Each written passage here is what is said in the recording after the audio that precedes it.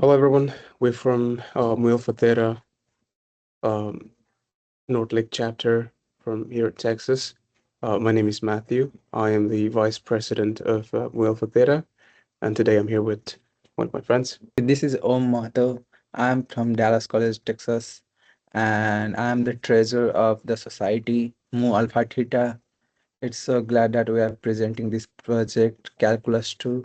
And so, going forward, let me dive you into the project. So for this project, we decided to build a program that could solve a calculus questions. Um, and for this project, we specifically focus on two chapters. Um, The first one is integration by parts. It is one of the chapters in our calculus 2. The second one is integrations involving trig functions. So our programs could solve questions from this category. And this is like how we design for this program. Um, so mainly we store all of our data here in our GitHub. Uh, And this is my repository. This is repository. We use two types of programming language in here. And we use Flask to integrate both.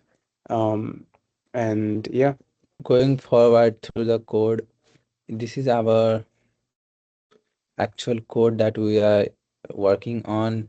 This is the Matthew who was working on the integration by parts, and I am solving the problem which involves integration involving trigonometric functions. And here is our project. We integrated C++ and Python through Flux. Flux has a module that helps us design web pages with Python and other languages. And if we could run this program from the terminal, there we find a link.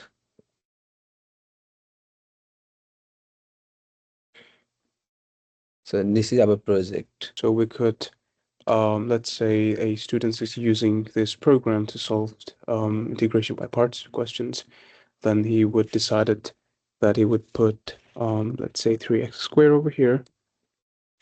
And for the dv, he would put e to the x, right? Mm-hmm. The, And here we have the input is 3x squared e to the x. So the result would be this. So this is the um, integration by parts problem that the students could use it to solve questions. and going for integrals involving trigonometric functions, we can put some values like sine to the power, let's say 9x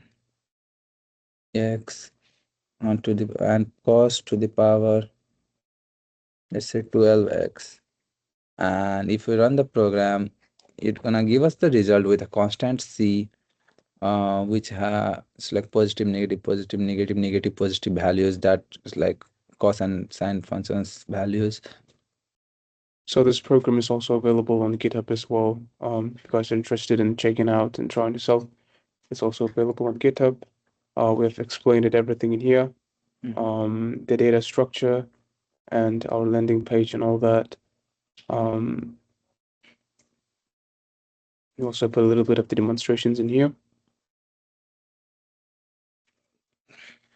The purpose of this project is to give our students about how to check their work about calculus. Not only students, but the individuals who are interested in this field, like calculus or either programming.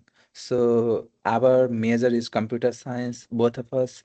And as we learn programming languages, this is our time to show what we have learned in the past or to check our work.